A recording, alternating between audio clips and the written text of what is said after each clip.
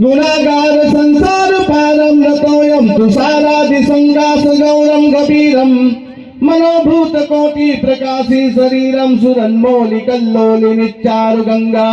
लसत भाल बाले तु कंठे भुजंगम ઈ મહાદેવને યાદ કરીને મહાદેવ જ્યારે કણખલમાં જાય ને કણખલમાં જઈને રાજા દક્ષનો વિધ્વંસ કરે, કેમ કે રાજા અધર્મ ભેગા થયા હતા ને જે અધર્મ ભેગું છે ને જે સનાતન હિન્દુ ધર્મ જ સનાતન સત્ય છે ને એ સત્યના સથવારે અતર ભીતર તળાતળ મહાતળ સ્વર્ગલોક મહલોક ધનલોક તપલોક ને સત્યલોક ને સત્યલોકમાં આપણે રહી છીએ ત્યારે સાહેબ સનાતન હિન્દુ ધર્મને તિલક હોવું જોઈએ, સનાતનની શિખા હોવી જોઈએ, જનૈયું ધારણ કરવું જોઈએ. જ્યારે જ્યારે ધર્મની હાકલ થાય ને ત્યારે જણ બચો એક હજારા સિયન બચો એક હથિયાર લઈ બે હાથમાં વિદેશી ચોરતા માર્યા હશે નિર્દોષને મરવા હવે તૈયાર થા. અરે કાપ્યા કલેજા કઈ કતે રહેસી ગરીબોના ગળા તુજ અંગ છે આખું તો શમશેર છે તૈયાર. એક હાથમાં માલા હોય તો એક હાથમાં તલવાર જોઈએ સાહેબ, એક હાથમાં તમે પેન પકડો તો એક હાથમાં ધર્મનો નેજો જોઈએ ને એ નેજાને ધારણ કરી ને આજે તો આપણે એમ કહીએ અકાલ મૃત્યુ વો મરે.